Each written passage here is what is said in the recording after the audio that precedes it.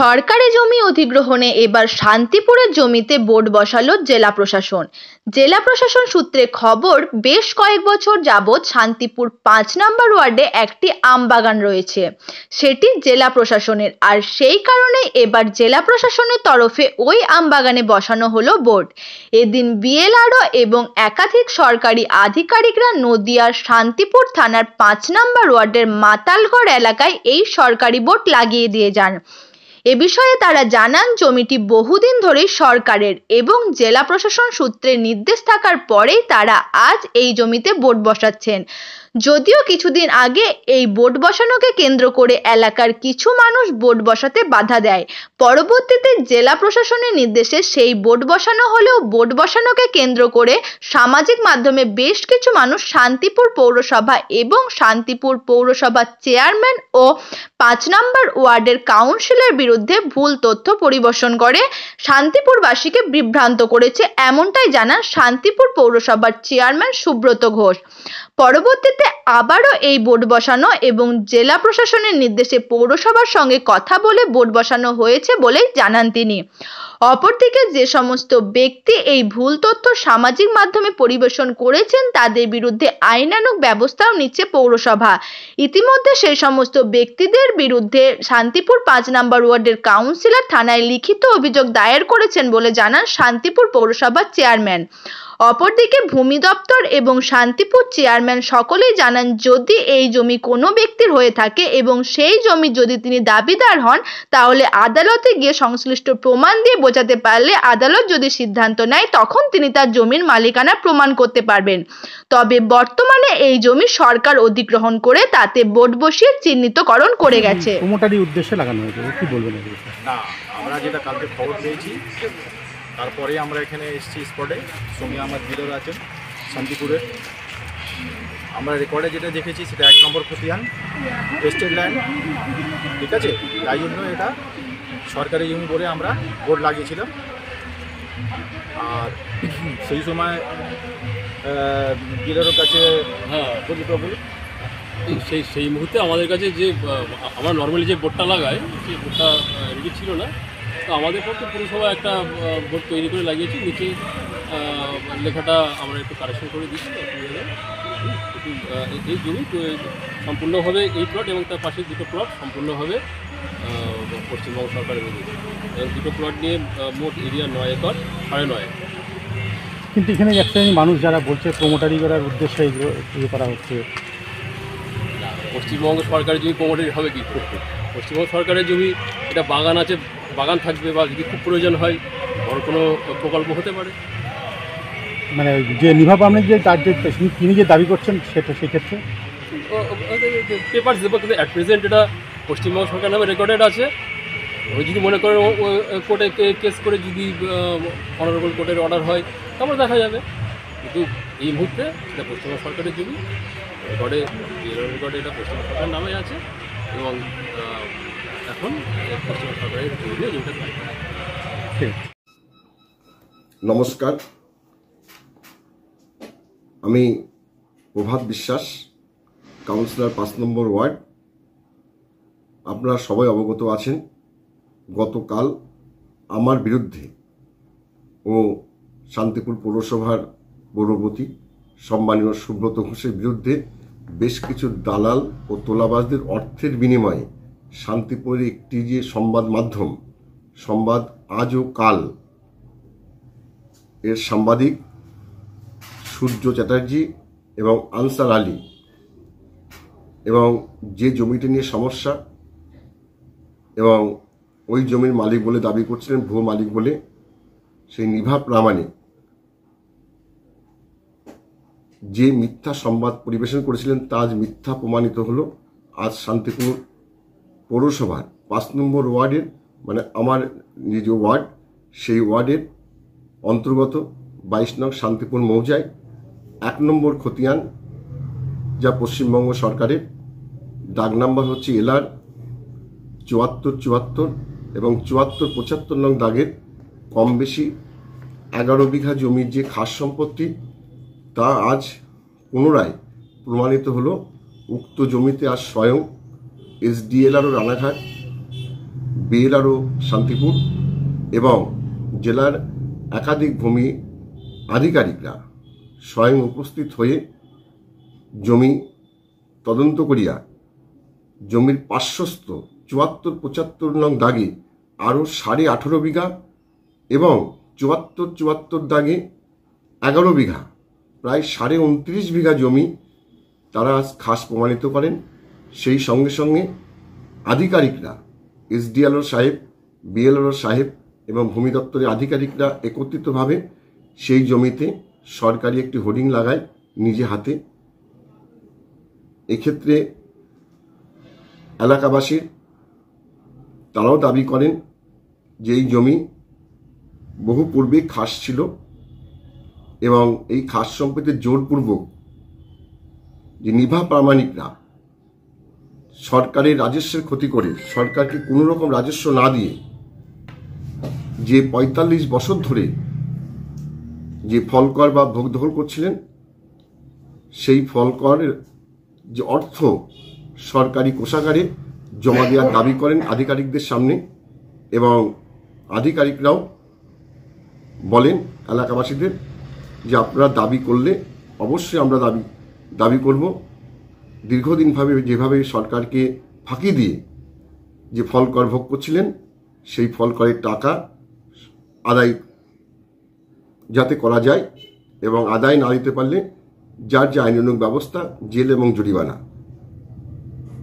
এই ক্ষেত্রে আপনারা দেখেছেন অভিযোগকারীর কথার সত্যতা যাচাই না করে আমাদের যে বিরোধী রাজনৈতিক দলগুলি প্রতিনিধিরা, বিশেষ করে সোমেন মাহাতো, আমাদের জাতীয় কংগ্রেসের রাজু পাল, ভারতীয় জনতা পার্টির অমিত বৈরাগ্য যেভাবে আমাদের বিরুদ্ধে, আমাদের পৌরপতির বিরুদ্ধে, আমার বিরুদ্ধে যে বিষোদাগার উৎস অপপ্রচার যেভাবে করেছেন, আমি দাবি করব ভূমি আধিকারিকরা যেভাবে আজকে প্রমাণ করলেন নিজেরা থেকে আজকে হোর্ডিং লাগিয়ে এবং তারা আগামীকালও আসবেন যে 18.5 বিঘা জমি বলপূর্বক জোরপূর্বক যেভাবে লিটল বাহিনী নিয়ে, তোলাবাজদের নিয়ে আজকে যে ফল করে ব্যবসা করছিলেন, কালকে সেই জমিতে তারা আবার পুনরায় হোর্ডিং লাগাবে। এবং আমি দাবি করছি সব প্রশাসনের কাছে যে সংবাদ আজ ও কালের ওয়েব পোর্টাল রেজিস্ট্রেশনের বাতিলের জন্য এবং অপদার্থ 2 সাংবাদিক আনসার আলী এবং সূর্য চ্যাটার্জির বিরুদ্ধে মিথ্যা খবর পরিবেশনের জন্য যথোপযুক্ত আইনগত ব্যবস্থা গ্রহণের জন্য এবং আজকের যে প্রমাণিত হলো ভূমি রাজস্ব আধিকারিকদের দ্বারা আজকে আমার কোনো রকম অভিপ্রায় ছিল না যে সরকারি হোর্ডিং লাগিয়ে আমি ওখানে অসৎ উদ্দেশ্যে কোনো কাজ করা, কারণ এটা সকলেই জানে যে সরকারি হোর্ডিং একমাত্র সরকারের জমি। আমি মনের থেকেও চাইছিলাম এবং আমরা আমাদের চেয়ারম্যান সুব্রত ঘোষ তিনিও বারংবার বিএলআরওকে তার বিভিন্ন রকম প্রজেক্টের জন্য জমির যে প্রয়োজন সেটা বিএলআরওকে জানায়।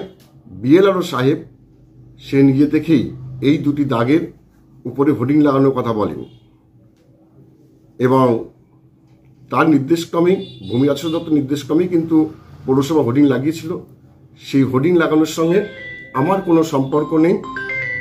তৎসত্ত্বেও এই সাংবাদিকরা এবং এই কিছু রাজনৈতিক দলের যে ব্যক্তিরা যেভাবে অন্যায়ভাবে আমার বিরুদ্ধে যে বিষোদাঘাত এবং কূটনৈতিকভাবে যে আমাকে ছোট করার যে প্রয়াস, আমি এর তীব্র নিন্দা করছি এবং প্রশাসনের কাছে দাবি করছি এর যথাবিহিত তদন্ত করে এদের বিরুদ্ধে ব্যবস্থা গ্রহণের জন্য।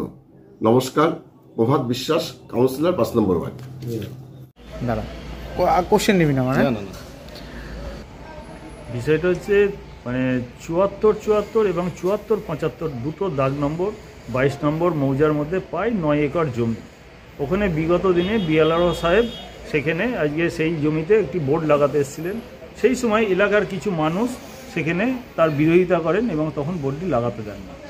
এবং পরবর্তী দিনে বিএলআরও সাহেব পৌরসভাকে বলেন যে এরকম ব্যাপার, আপনারা ওইখানে যে আমাদের পৌর এলাকার মধ্যে একটি জমি আছে, সেখানে একটি যদি বোর্ড আপনি একটু অ্যারেঞ্জমেন্ট করে দেন তাহলে ভীষণ ভালো হয়। বিএলআরও সাহেবের অনুমতি কমেই সেখানে পৌরসভা সহযোগিতা করেছিল।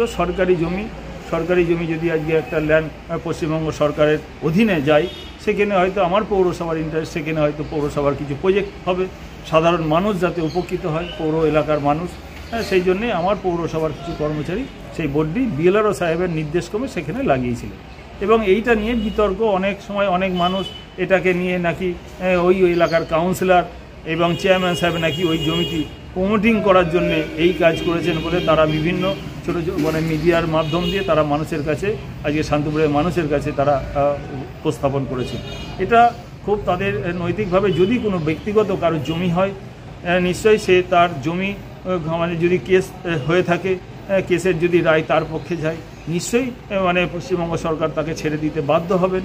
এবং বিএলআরও সাহেবও আজকে এখানে এসছেন এবং এসডিএলআরও সাহেবও তিনিও এসছেন সরজমিনে তদন্ত করে।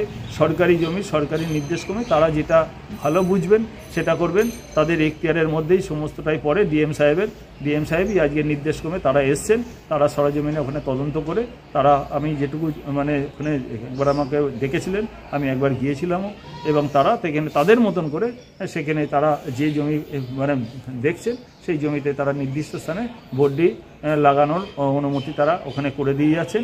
এবং আমি জানি না এই মুহূর্তে হয়তো ওখানে বোর্ডটি লাগানো সম্পূর্ণ হয়ে গেছে। এবং আপনারা পরবর্তী দিনে যদি কারোর ব্যক্তিগত জমি হয়ে থাকে, সেই যদি জমির মালিক কোর্ট যদি তার পক্ষে রায় দেয়, নিশ্চয়ই তিনি তার জমি ফেরত পাক।